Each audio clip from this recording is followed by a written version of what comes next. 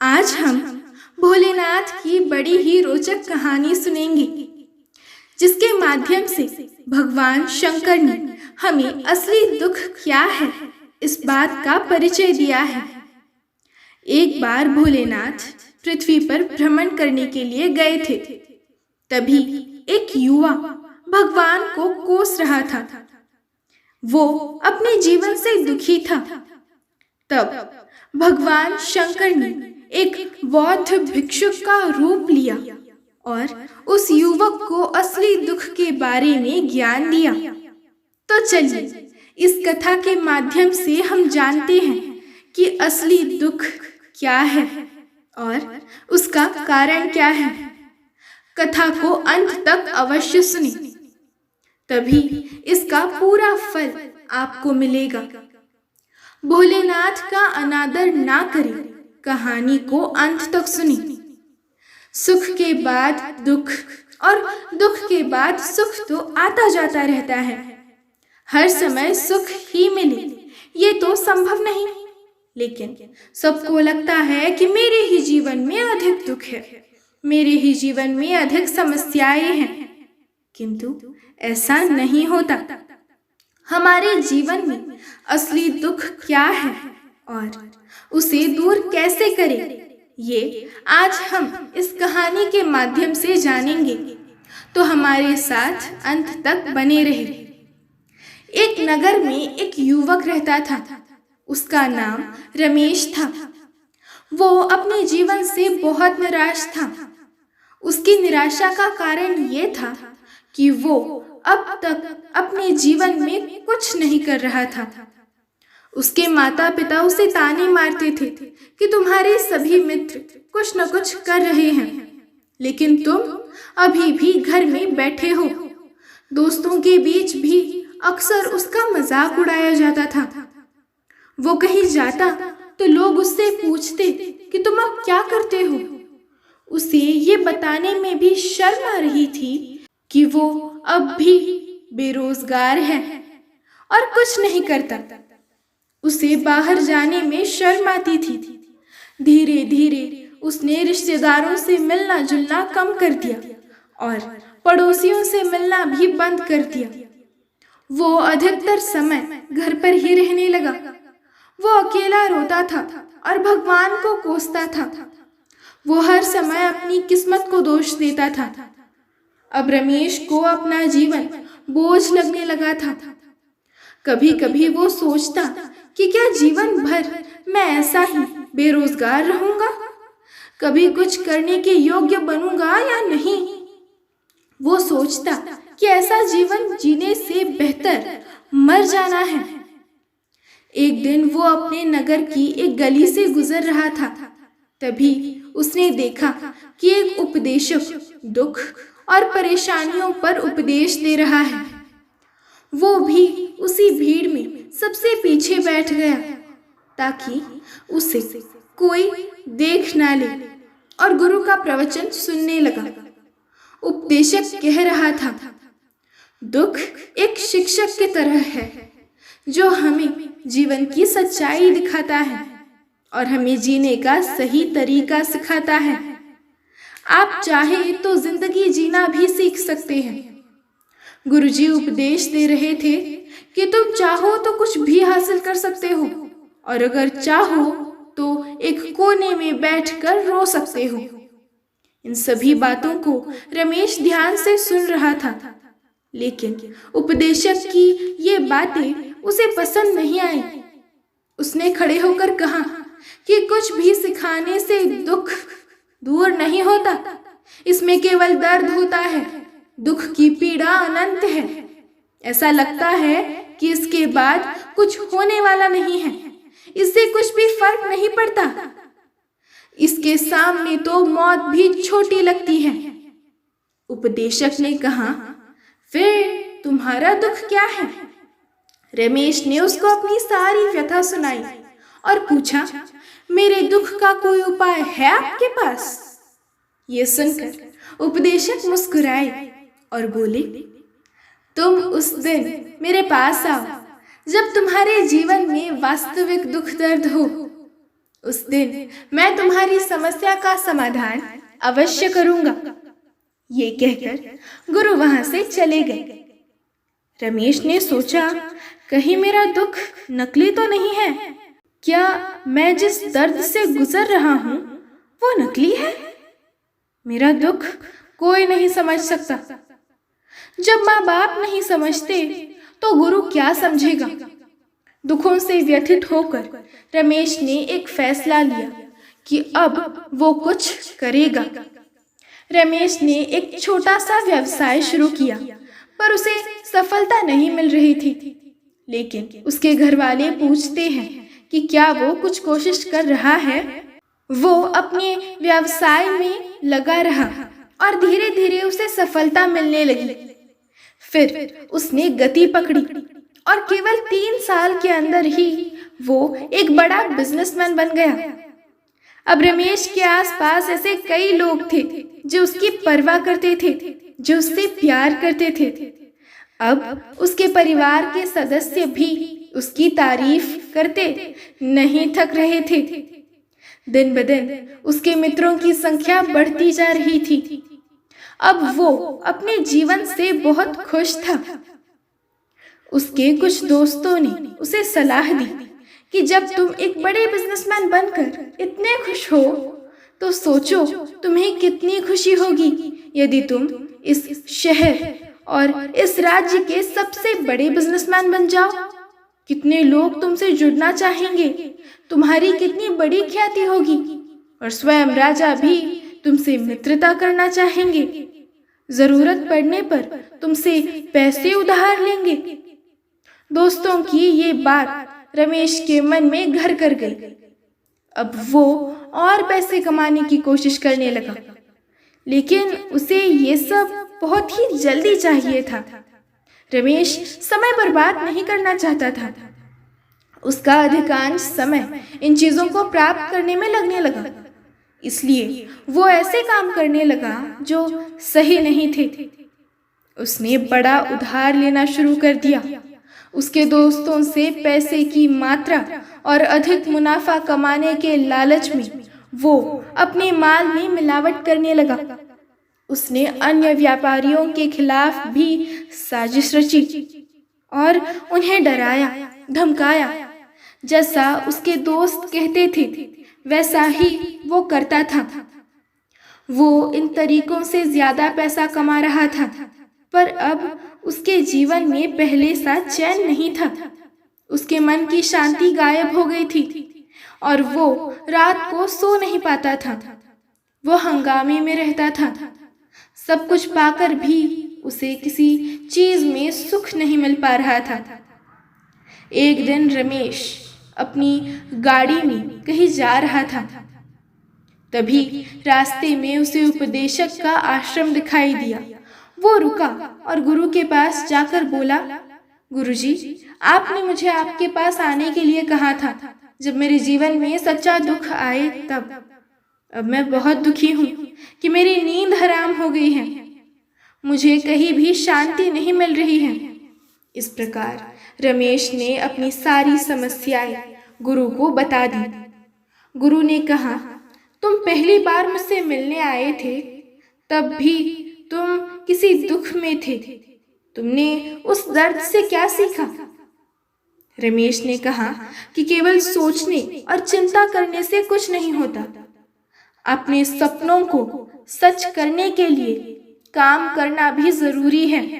सिर्फ काम करने से कुछ नहीं होता, परिणाम भी मिलना चाहिए। जब आपको लगता है कि आपका लक्ष्य हासिल नहीं होने वाला, तब राह में चाहे कितनी भी मुश्किलें आ जाए, मन कितना भी निराश क्यों न हो जाए, कितना भी लगता हो कि अब कुछ नहीं होने वाला है, तभी विश्वास करें, मैं जो भी कर रहा हूँ उसमें अवश्य सफल होऊंगा। खुद पर ध्यान दो, लोगों पर नहीं। लोग केवल सफल लोगों का सम्मान करते हैं। कोई कितना भी अच्छा क्यों न हो, वो हमेशा लोगों की नजरों में बोझ बना रहता है। ये सब सुनकर उपदेशक मुस्कुराया और बोला, जो तुम्हारे पास है ये वास्तविक दुख नहीं है। जब तुम्हारे जीवन में वास्तविक दुख आए तब मेरे पास आओ, मैं उसे ठीक कर दूंगा। रमेश ने जाते समय साधु को सोने के सिक्कों से भरा घड़ा भेंट किया। घड़े को देखकर गुरु ने कहा कि ये मेरे किसी काम का नहीं है। उस पेड़ के नीचे गड्ढा खोदकर उसमें गाड़ दो। रमेश ने घड़े को पेड़ के नीचे दबा दिया, जैसा कि गुरु ने बताया था, और वहां से चला गया। कुछ दिनों से कारोबार ठीक चल रहा था, लेकिन व्यापार के गलत तरीके के कारण धीरे धीरे उसे व्यापार में घाटा होने लगा। उसकी सारी दौलत धीरे धीरे खत्म होने लगी, और एक दिन ऐसा भी आया जब उसके पास कुछ भी नहीं बचा और उस पर कर्ज का बोझ चढ़ गया। परंतु वो निश्चिंत था, क्योंकि उसने अपना सारा कर्ज अपने दोस्तों से लिया था। उसने सोचा कि उसके दोस्त बुरे वक्त में उसके साथ खड़े रहेंगे, लेकिन ऐसा कुछ नहीं हुआ। जैसे ही बुरा वक्त आया, दोस्त पहले उससे कर्जा मांगने लगे। अगर उसने कर्जा नहीं लौटाया तो उन्होंने उसे जान से मारने की धमकी भी दी। उसके सभी शुभचिंतक और प्रियजन उससे दूर हो गए। उसके दोस्त जो उसके साथ मस्ती किया करते थे, अब उससे दूर भाग रहे थे। उसका परिवार उसकी गलतियां और कमियां गिनने लगा था। उसकी सारी संपत्ति नीलाम कर दी गई। अब उसके पास कुछ भी न बचा। जब उसने अपने पिता से मदद मांगी तो पिता ने कहा कि मेरे पास थोड़ी सी संपत्ति है, अगर मैं वो तुम्हें दे दूं तो मैं तुम्हारी माँ को क्या कहूँगा? ये संपत्ति हमारा अंतिम सहारा है। रमेश के मन में गहरा दुख छा गया। उसके आसपास कोई नहीं था जो उसके दुख को समझ सके, जो उसे संभाल सके। जनता के इस विश्वासघात के कारण वो अंदर से टूट चुका था। वो सोचने लगा कि अब जीने का क्या मतलब है और मौत ही मेरा सहारा है। वो अपना जीवन समाप्त करने के लिए पहाड़ी पर जा रहा था। तब उसे याद आया कि उस उपदेशक ने उससे कहा था कि मेरे पास आओ जब तुम्हारे जीवन में वास्तविक दुख हो। रमेश गुरु के पास गया और अपनी सारी व्यथा उन्हें सुनाई। आंखों में आंसू लिए उसने कहा, हे गुरुजी, मेरे दुख का निवारण कीजिए। गुरु ने कहा, जब जीवन में असली दुख होगा तब मेरे पास आ जाना, मैं इसे अवश्य ठीक करूंगा। रमेश ने कहा कि ये क्या हो रहा है? मेरी जिंदगी में अभी दुख नहीं है, तो आखिर असली दुख है क्या? गुरुजी ने उससे कहा कि पहले तुम मुझे बताओ कि तुमने अपने दुख से क्या सीखा। रमेश ने कहा कि मैंने अपने दुख से ये सीखा कि जो लोग हमारे जीवन में आते हैं वो हमारी सफलता और प्रगति के कारण आते हैं। वो हमें धोखा जरूर देंगे, क्योंकि बुरे समय में वे हमारे साथ नहीं खड़े होंगे। वे अच्छे समय में ही हमारा फायदा उठाएंगे और बुरे समय में हमें छोड़ देंगे। केवल उन लोगों पर ही भरोसा करें जो हमारे बुरे समय में हमारे साथ खड़े रहते हैं। लेकिन ऐसे लोग बहुत कम होते हैं। जिनके पास ऐसे लोग होते हैं उन्हें उनकी सराहना करनी चाहिए, उनका अपमान नहीं करना चाहिए। कभी भी किसी के खिलाफ साजिश नहीं करनी चाहिए।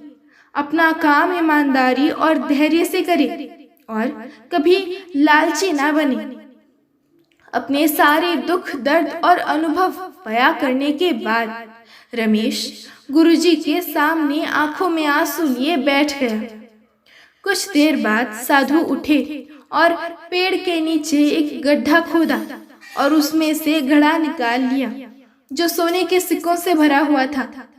उन्होंने वो घड़ा रमेश को दिया और कहा, मैंने कहा था कि तब मेरे पास आओ जब तुम्हारे जीवन में वास्तविक दुख हो। रमेश ने अपने शिक्षक को धन्यवाद दिया और उन्हें प्रणाम करके चला गया। उस पैसों से उसने फिर से एक छोटा सा व्यवसाय शुरू किया अब वो छोटा व्यापारी बनकर भी खुश है। उसने पूरी लगन और ईमानदारी से कारोबार किया। जल्द ही वो अपने शहर का एक बड़ा व्यापारी बन गया।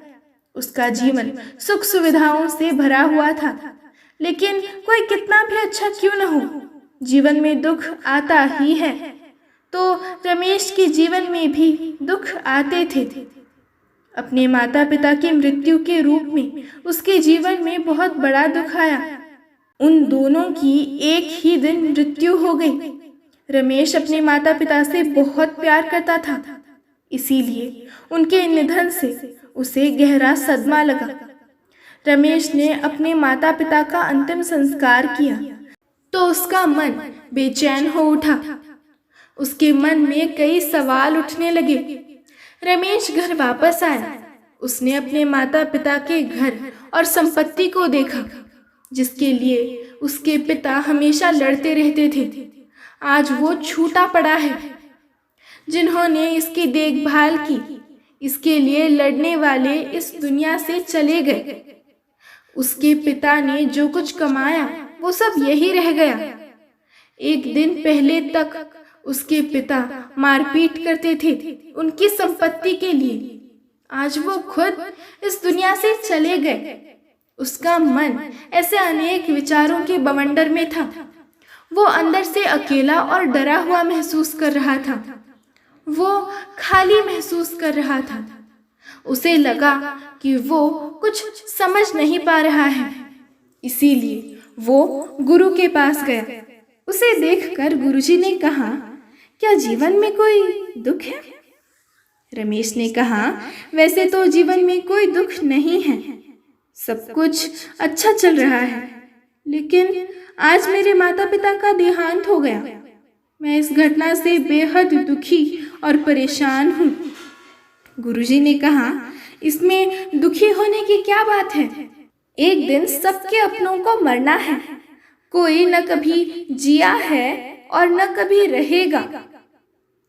एक दिन तुझे भी मरना है।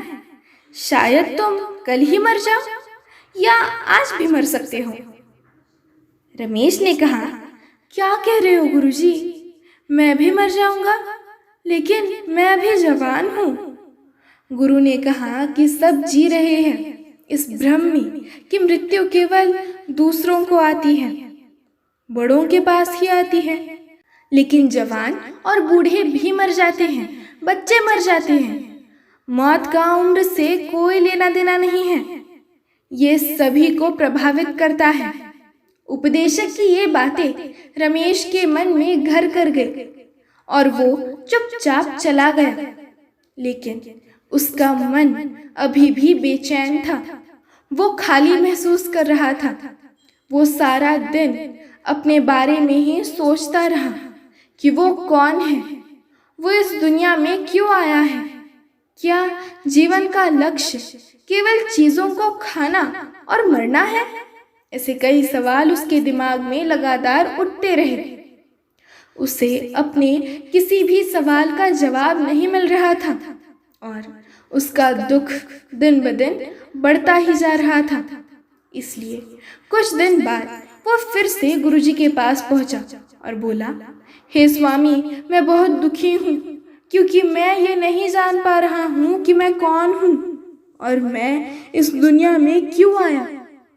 ये सुनकर गुरुजी मुस्कुराए और बोले, आज तुम्हारे जीवन में पहली बार सच्चा दुख उत्पन्न हो गया है। ये वास्तव में दुख कहलाने के लायक है। हम नहीं जानते कि हम कौन हैं, हम क्यों आए हैं, क्या करें, कैसे करना है। रमेश ने अपने गुरु से कहा कि उसकी दुर्दशा दूर करो। गुरु ने कहा कि हम सभी इंसान हैं, जीवन भर संग्रह करते रहते हैं। रमेश ने कहा कि सभी इंसान जीवन भर धन, सम्मान, परिवार, प्रतिष्ठा, मित्र, शत्रु आदि जमा करता है। गुरुजी ने पूछा, क्या हम एकत्रित की गई चीजों में से कुछ भी अपने साथ ले जा सकते हैं? रमेश ने कहा, कोई भी इंसान अपने साथ कुछ भी नहीं ले जा सकता। वो सिर्फ अकेला ही जाता है। मेरे माता पिता भी अपने साथ कुछ भी नहीं लेकर गए। सब कुछ, धन संपत्ति, वैभव, सब कुछ यहाँ पर छोड़ कर गए। उपदेशक ने कहा, अब मेरी बात ध्यान से सुनो। इस संसार में हमें जो संग्रह करना चाहिए वो हम नहीं करते। चीजें हमारे सामने होती हैं, लेकिन हम उन्हें देखने की कोशिश नहीं करते। हमें इस दुनिया में जो कुछ भी इकट्ठा करना है वो हम खुद हैं। हमें खुद को जुटाना होगा ताकि जब हम मरे तो हम एकजुट हो सके और खुद को पहचानने में सक्षम होने के लिए हम अंदर बटे हुए हैं। हम प्यार, नफरत, गुस्सा, ईर्ष्या में बटे हुए हैं। क्रूरता, धन, स्थिति, प्रतिष्ठा, सम्मान, पहचान, धर्म, जाति, सैकड़ों, हजारों ऐसी चीजों और इच्छाओं में हम विभाजित हैं और टुकड़ों में जीवन जी रहे हैं। इस विभाजन के कारण हमारी चेतना कभी एक नहीं हो सकती। हमारी चेतना शक्ति बिखरी हुई है। इसीलिए हमारे पास इतना समय नहीं है, इतनी ऊर्जा नहीं है कि हम मुड़ सकते हैं और अपने भीतर देख सकते हैं। वास्तव में धन, सम्मान और सुविधाओं का अभाव, लोग इसे दुख समझते हैं और जीवन भर के लिए जो दुख कहकर रोते रहते हैं और समाधान खोजने का प्रयास करते रहते हैं, उन्हें अपना समाधान कभी नहीं मिलेगा। क्योंकि जिसे लोग दुख कहते हैं वो वास्तविक दुख नहीं है। यह सिर्फ एक आदमी की इच्छा है। उसकी इच्छा कभी पूरी नहीं होती। इसीलिए व्यक्ति को कभी उनके प्रश्नों का समाधान नहीं मिलता। इसीलिए इन सब से परे यदि आप अपने दुखों का अंतिम समाधान चाहते हैं तो सबसे पहले खुद को समेटो। इस दुनिया से अपनी ऊर्जा वापस ले लो और इकट्ठा करो। अपने आप पर ध्यान केंद्रित करो, स्वयं पर ध्यान दो। अपनी मृत्यु से पहले अपने आप को जानने की कोशिश करो, बिखरो मत। रमेश ने कहा, तो गुरुजी, क्या हम इस संसार को छोड़ दें? हमारी सभी इच्छाओं को मार देना चाहिए? किसी से प्रेम नहीं करना चाहिए? धन संग्रह नहीं करना चाहिए? सम्मान की आशा छोड़ देनी चाहिए? उपदेशक ने कहा कि भावनाओं और इच्छाओं ऐसे बिखरे हुए मनुष्य में से निकल आओ, जैसे कोई पत्थर पहाड़ से गिरे जिस पर पर्वत का कोई वश नहीं है सिवाय देखने के। परेशान होना और कुछ खोना, वैसे ही बिखरे हुए मनुष्य की इच्छाएं बेकाबू और दर्दनाक हैं।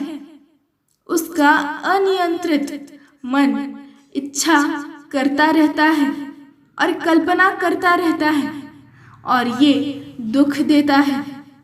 लेकिन जब एक व्यक्ति अपने मन को एकत्र करता है तो वो जो कुछ भी करता है वो उसके नियंत्रण में होता है। फिर उसकी इच्छा से इच्छाएं भी उत्पन्न होती हैं। रमेश ने कहा कि आपने मेरे असली दुख का समाधान कर दिया। आपका बहुत बहुत धन्यवाद।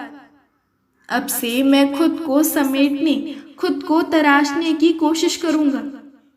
गुरुजी ने कहा कि मानव शरीर में बहुत ऊर्जा और शक्ति है, लेकिन ये फालतू के कामों में बटा हुआ है, बेकार की बातों में लगा हुआ है। ये एक बहुत ही शक्तिशाली मशीन की तरह है। एक बच्चे के हाथ में रखा जा रहा है और वो बिना सोचे समझे अपनी शक्ति बर्बाद कर रहा है और बिना किसी नियंत्रण के। इसीलिए इस शक्ति पर ध्यान दें, अपनी चेतना और इसे इकट्ठा करें। रमेश को अपने प्रश्नों का उत्तर मिल गया। उसने अपने गुरु का शुक्रिया अदा किया और चुपचाप चला गया। शायद आपको भी अपने बहुत से प्रश्नों के उत्तर मिल गए होंगे। असली दुख क्या है और उसका निवारण कैसे करें ये भी पता चल गया होगा। हर हर महादेव।